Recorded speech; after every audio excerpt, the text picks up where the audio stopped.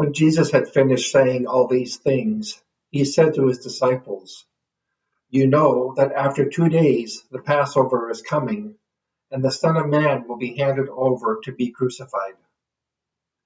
Then the chief priests and the elders of the people gathered in the palace of the high priest, who was called Caiaphas, and they conspired to arrest Jesus by stealth and kill him. But they said, "Not during the festival, or there may be a riot among the people."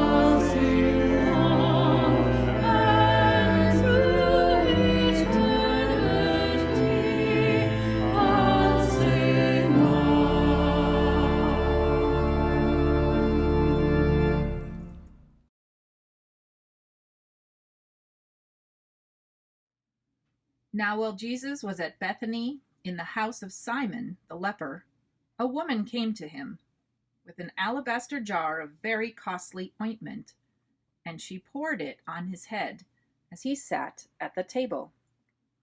But when the disciples saw it, they were angry and said, "Why this waste? For this ointment could have been sold for a large sum and the money given to the poor."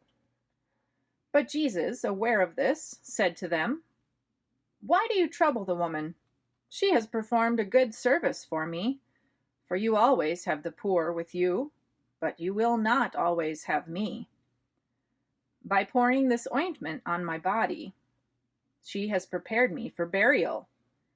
Truly, I tell you, wherever this good news is proclaimed in the whole world, what she has done will be told in remembrance of her."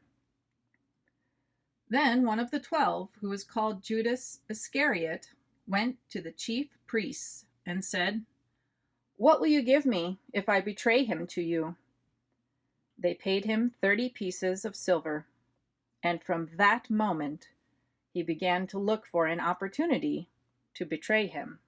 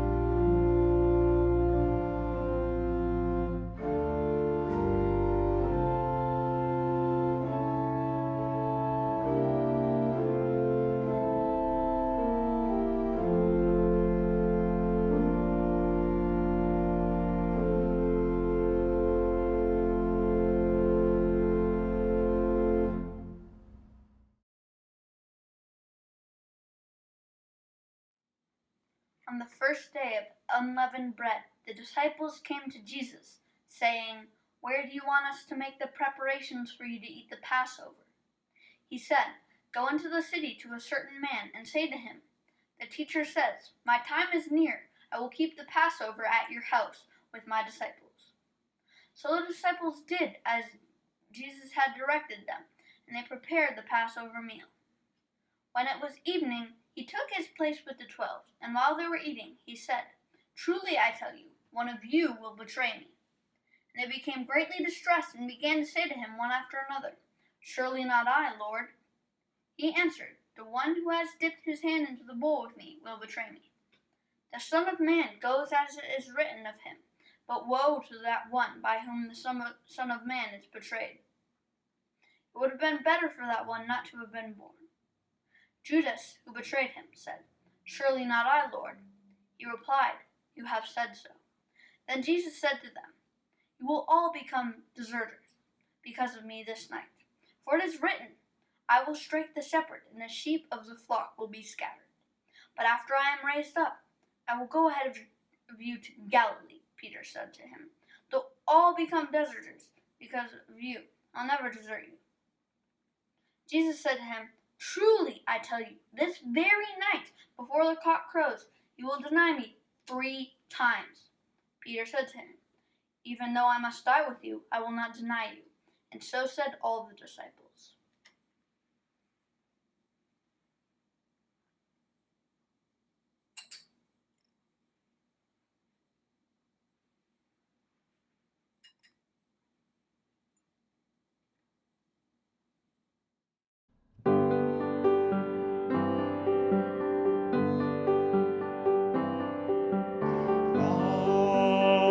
Life-giving bread, as our hearts are transformed anew,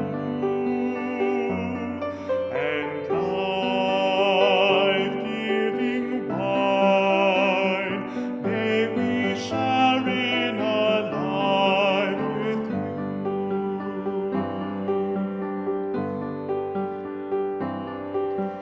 Coming together, we celebrate life.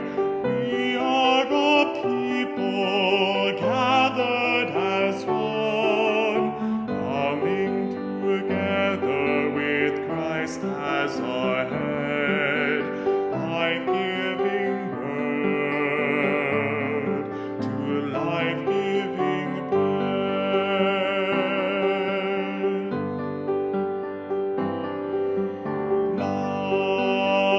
Life-giving bread, as our hearts are transformed anew, and life-giving wine, may we share in a life with you.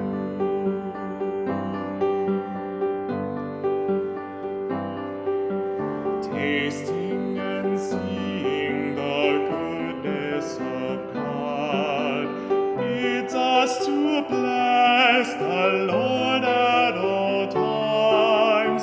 Tasting and seeing the fruit of the vine, life-giving joy in life-giving wine.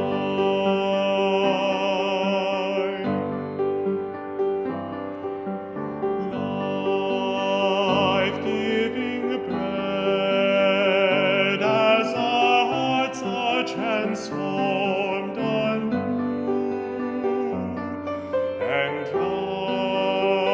life-giving wine, may we share in a life with you.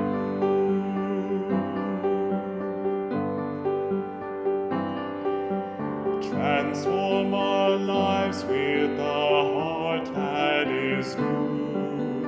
We are the broken, we are the blessed. Transform our hearts with a heart that is true. Life-giving hope we offer to you.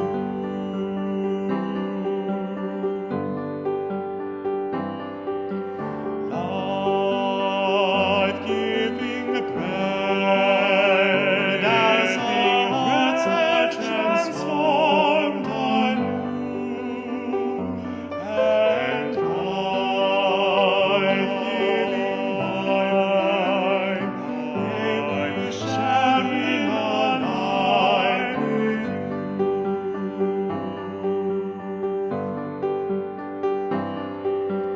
God, now to witness your love so divine. We are the branches, you are the vine. Called to be servants, called to become salt for the earth and light for the world.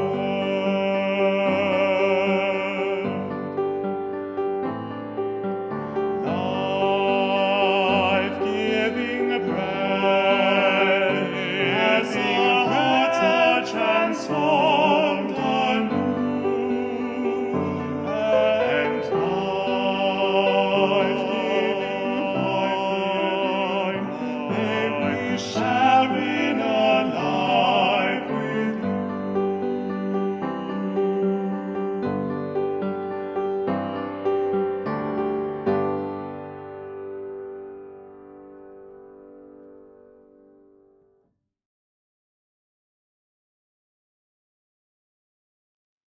Then Jesus went with them to a place called Gethsemane, and he said to his disciples, "Sit here while I go over there and pray." He took with him Peter and the 2 sons of Zebedee, and began to be grieved and agitated. Then he said to them, "I am deeply grieved, even to death. Remain here and stay awake with me." And going a little farther, he threw himself on the ground and prayed, "Abba, if it is possible, let this cup pass from me. Yet not what I want, but what you want." Then he came to the disciples and found them sleeping. And he said to Peter, "So could you not stay awake with me 1 hour? Stay awake and pray that you may not come into this time of trial. The spirit indeed is willing, but the flesh is weak." Again he went away for the second time and prayed, "Abba, if this cannot pass unless I drink it, your will be done." Again he came and found them sleeping, for their eyes were heavy. So leaving them again, he went away and prayed for the third time, saying the same words. Then he came to the disciples and said to them, "Are you still sleeping and taking your rest? See, the hour is at hand, and the human one is betrayed into the hands of sinners. Get up, let us be going. See, my betrayer is at hand."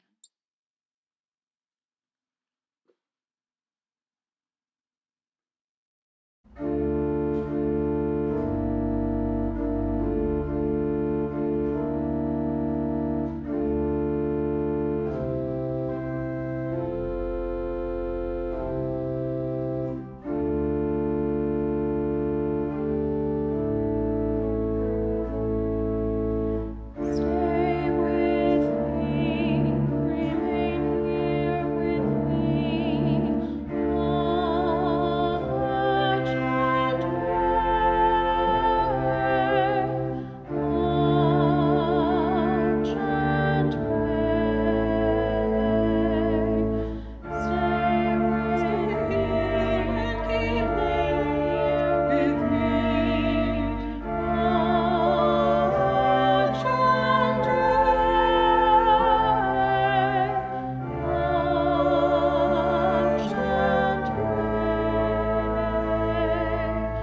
Stay with me and keep near with me.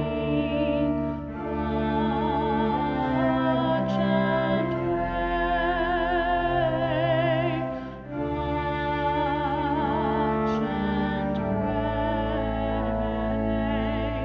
Stay with me, remain here with me. Watch and pray.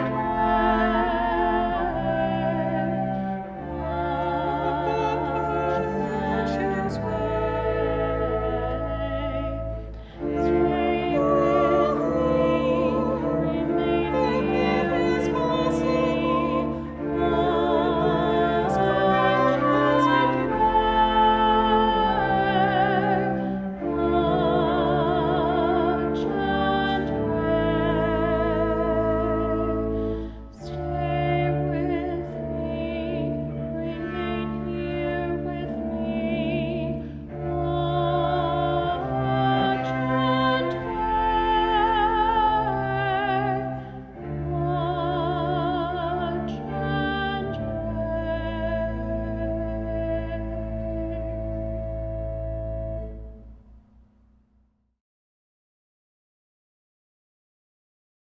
While he was still speaking, Judas, one of the 12, arrived. With him was a large crowd with swords and clubs from the chief priests and the elders of the people. Now the betrayer had given them a sign, saying, "The one I will kiss is the man. Arrest him." At once he came up to Jesus and said, "Greetings, Rabbi," and kissed him. Jesus said to him, "Friend, do what you are here to do." Then they came and laid hands on Jesus and arrested him. Suddenly, one of those with Jesus put his hands on his sword, drew it, and struck the salve of the high priest, cutting off his ear. Then Jesus said to him, "Put your sword back into its place, for all who take the sword will perish by the sword. Do you think that I cannot appeal to God, who will at once send me more than 12 legions of angels? But how then would the scriptures be fulfilled which say it must happen this way? At that hour Jesus said to the crowds, Have you come out with swords and clubs to arrest me as though I were a bandit? Day after day I sat in the temple teaching, and you did not arrest me. But all this has taken place so that the scriptures of the prophets may be fulfilled. Then all the disciples deserted him and fled.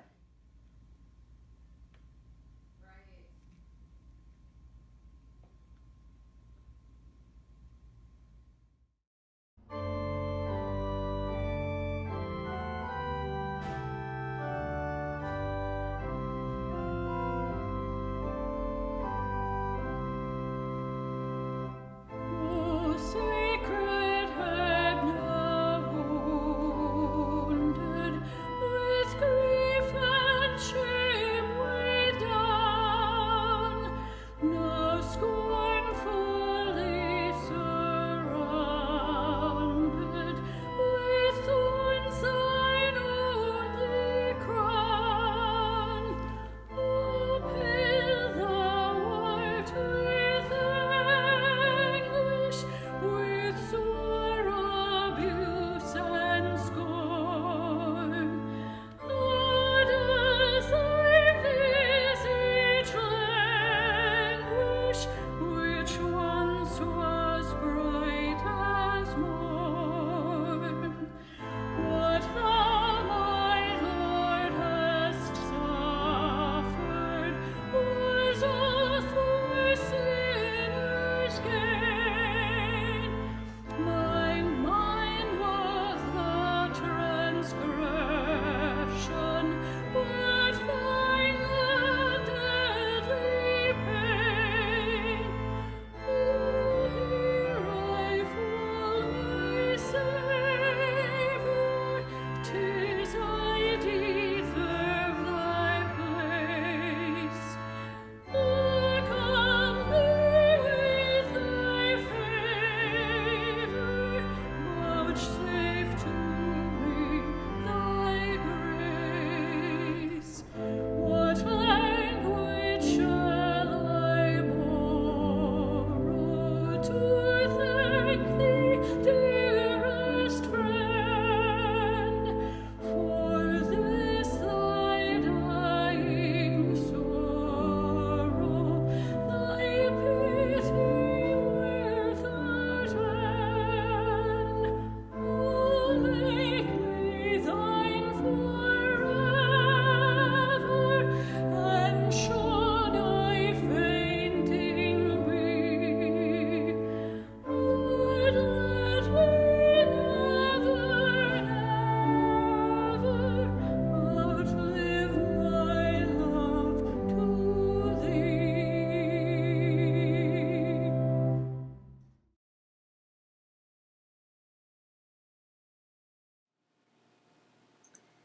Those who had arrested Jesus took him to Caiaphas, the high priest, in whose house the scribes and elders had gathered. But Peter was following him at a distance, as far as the courtyard of the high priest, and going inside. He sat with the guards in order to see how this would end. Now the chief priests and the whole council were looking for false testimony against Jesus, so that they might put him to death. But they found none, though many false witnesses came forward. At last, 2 came forward and said, This fellow said, I am able to destroy the temple of God and to build it in 3 days. The high priest stood up and said, Have you no answer? What is it that they testify against you? I put you under oath before the living God. Tell us if you are the Messiah, the Son of God. Jesus said to him, You have said so, but I tell you, from now on, you will see the human one seated at the right hand of the power, coming on from the clouds of heaven. Then the high priest tore his clothes and said, He has blasphemed. Why do we still need witnesses? You now have heard his blasphemy. What is your verdict?" They answered, "He deserves death." They spat in his face and struck him. Some slapped him, saying, "Prophesy to us, you Messiah. Who is it that struck you?"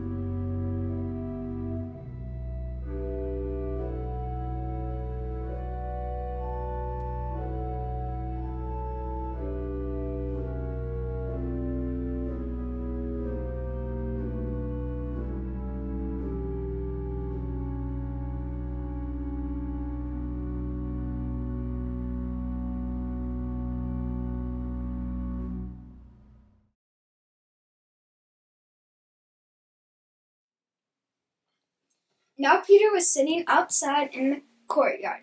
A servant girl came to him and said, You also were with Jesus, the Galilean.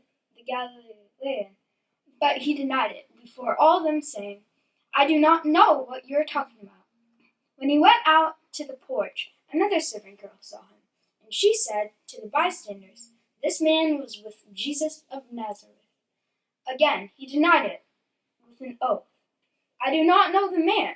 After a little while, the bystanders came up and said to Peter, Certainly you are also one of them, for your accent betrays you. Then he began to curse, and he swore an oath. I do not know the man. At the moment, the cock crowed. Then Peter remembered what Jesus had said. Before the cock crows, you will deny me 3 times. And he went out and wept bitterly.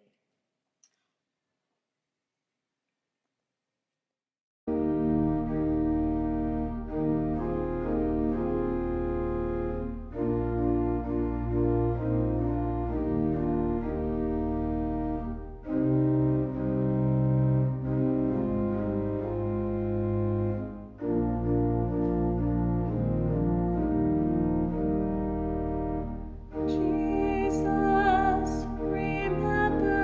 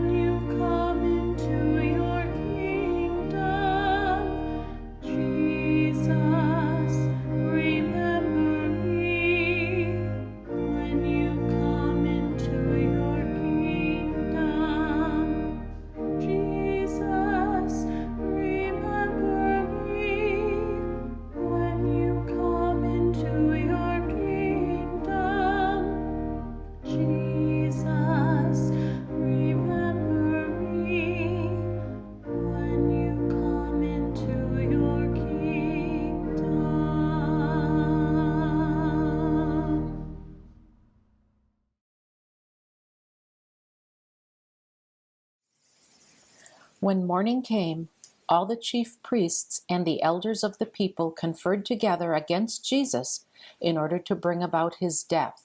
They bound him, led him away, and handed him over to Pilate, the governor.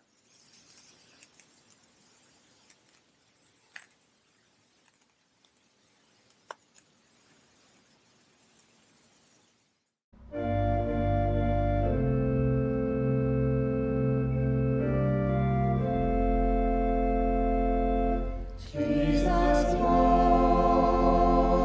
this lonesome valley. He had to walk it by himself.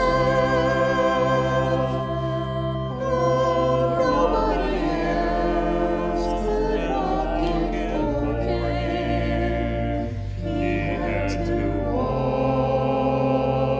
it by himself. We must walk this lonesome valley. We have to walk it by ourselves.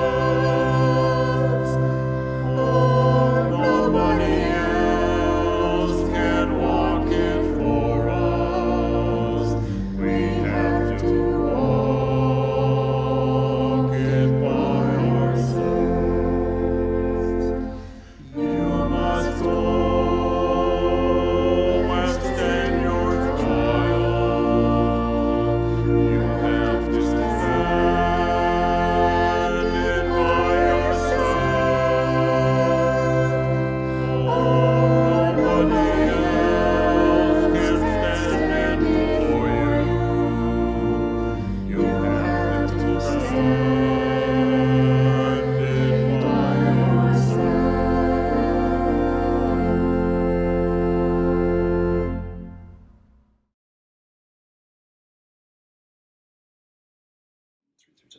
When Judas his betrayer saw that Jesus was condemned, he repented and brought back the 30 pieces of silver to the chief priests and the elders. And he said, I have sinned by betraying innocent blood. But they said, what is that to us? See to it yourself. Throwing down the pieces of silver in the temple, he departed and went and hanged himself. But the chief priests, taking the pieces of silver, said, it is not lawful to put them into the treasury, since they are blood money.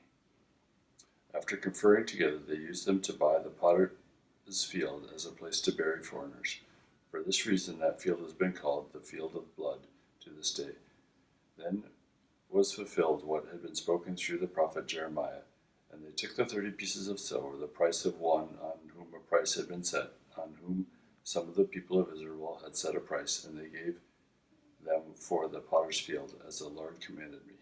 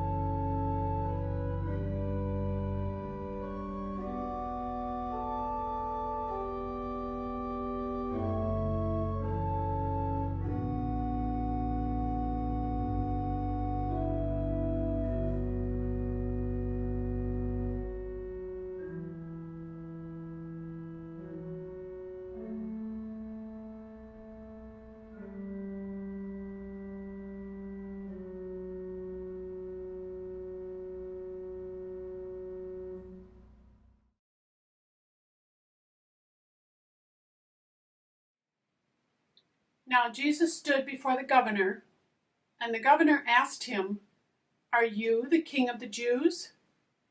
Jesus said, "You say so." But when he was accused by the chief priests and elders, he did not answer. Then Pilate said to him, "Do you not hear how many accusations they make against you?" But he gave him no answer, not even to a single charge, so that the governor was greatly amazed.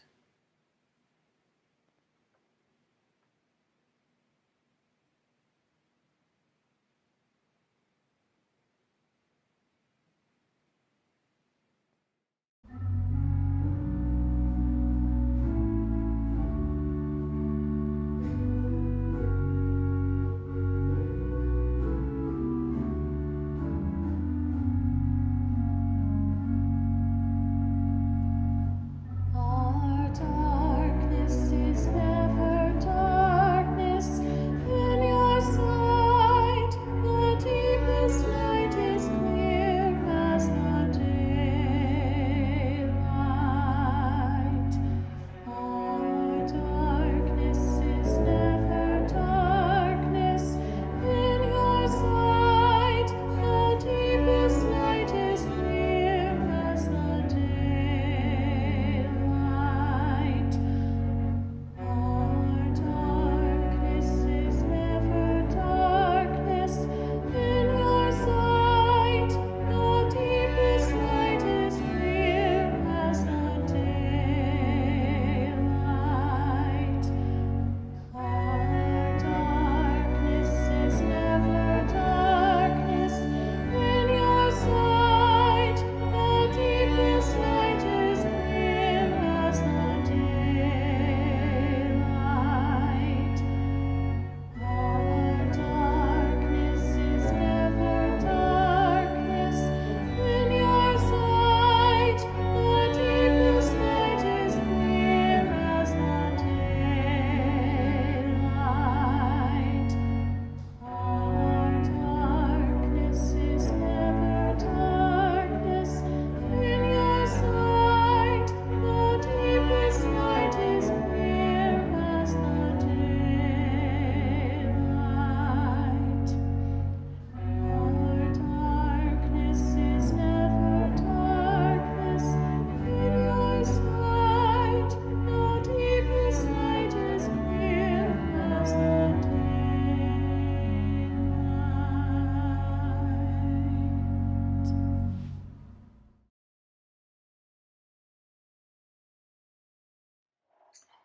Now at the festival, the governor was accustomed to release a prisoner for the crowd, anyone whom they wanted. At that time they had a notorious prisoner called Jesus Barabbas. So after they had gathered, Pilate said to them, "Whom do you want me to release for you, Jesus Barabbas or Jesus who is called the Messiah?" For he realized that it was out of jealousy that they had handed him over.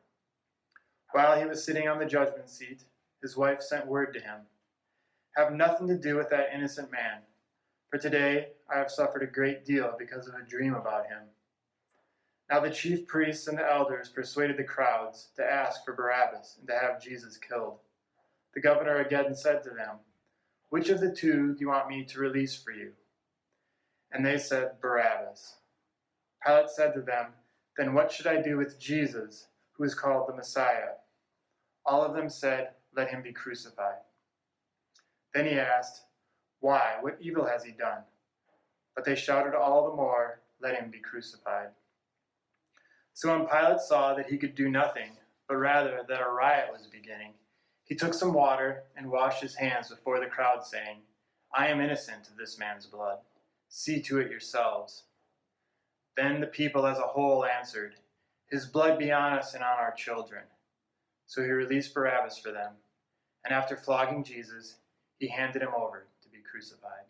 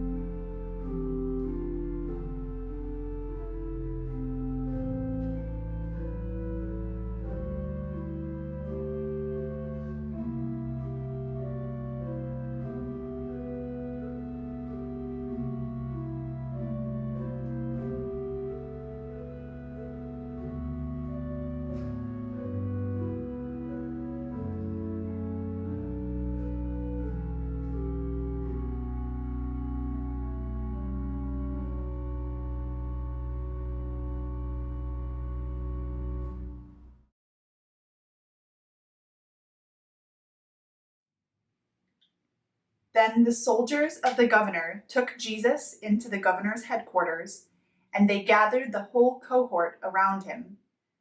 They stripped him and put a scarlet robe on him, and after twisting some thorns into a crown, they put it on his head. They put a reed in his right hand and knelt before him and mocked him, saying, "Hail, King of the Jews!" They spat on him and took the reed and struck him on the head. After mocking him, they stripped him of the robe and put his own clothes on him. Then they led him away to crucify him. As they went out, they came upon a man from Cyrene named Simon. They compelled this man to carry his cross.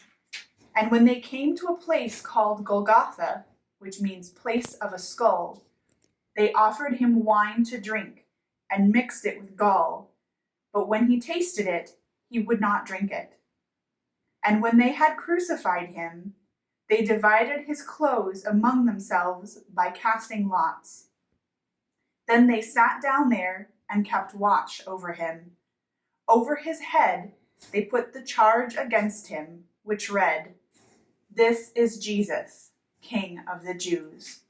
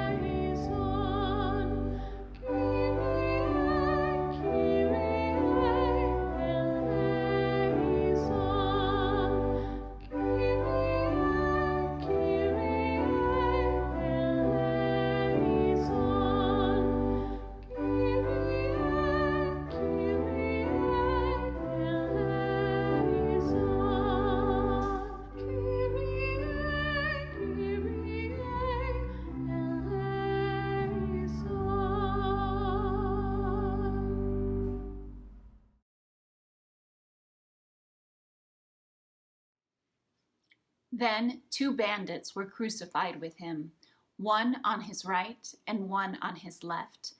Those who passed by derided him, shaking their heads and saying, "You who would destroy the temple and build it in 3 days, save yourself. If you are the Son of God, come down from the cross." In the same way, the chief priests also, along with the scribes and elders, were mocking him, saying, "He saved others. He cannot save himself. He is the King of Israel. Let him come down from the cross now, and we will believe in him. He trusts in God. Let God deliver him now, if he wants to. For he said, 'I am God's son.'" The bandits who were crucified with him also taunted him in the same way.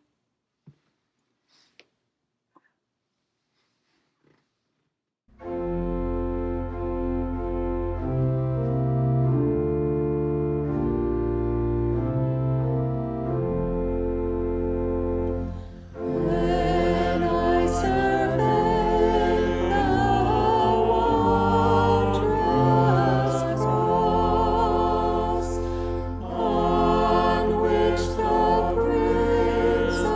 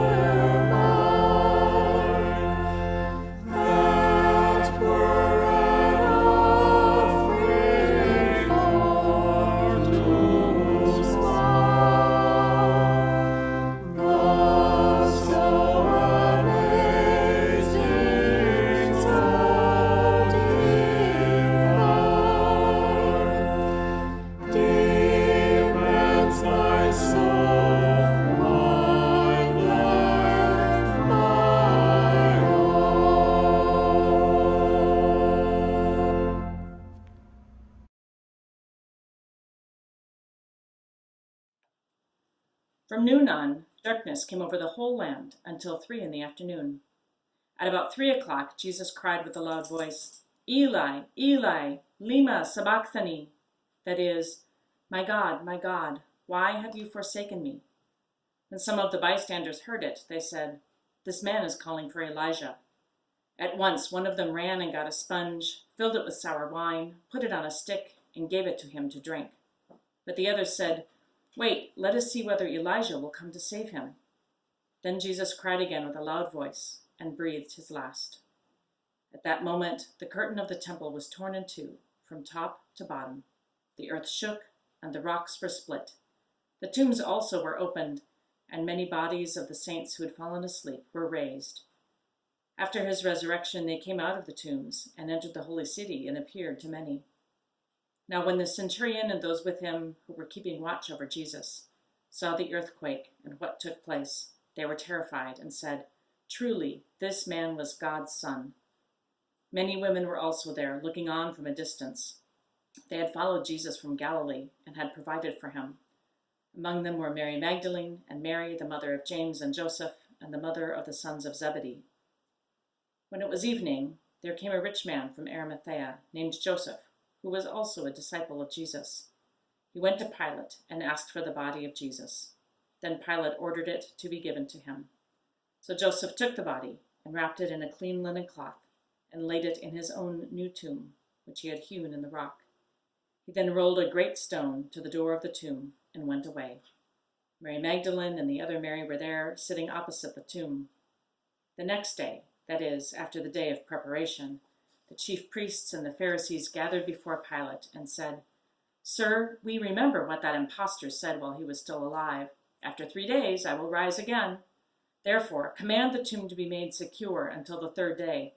Otherwise, his disciples may go and steal him away and tell the people, 'He has been raised from the dead.' And the last deception would be worse than the first." Pilate said to them, "You have a guard of soldiers. Go, make it as secure as you can." So they went with the guard and made the tomb secure by sealing the stone.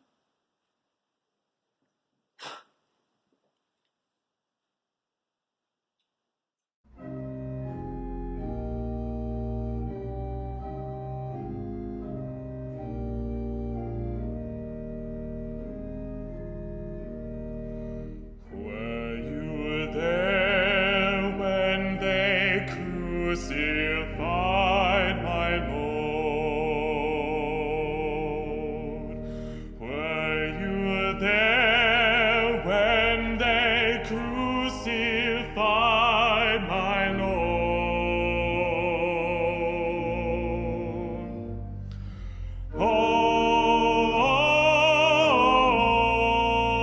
Oh, sometimes it causes me to tremble, tremble, tremble.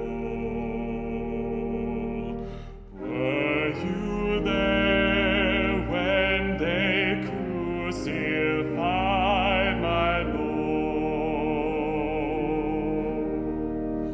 Were you there when they nailed him to the tree?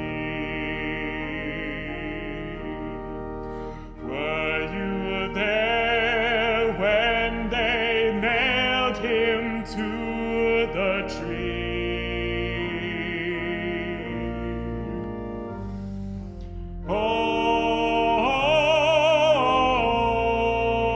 Oh, sometimes it causes me to tremble, tremble, tremble. Were you there when they nailed him to the tree? Were you there when they pierced him in the side? Were you there when they pierced him in the side?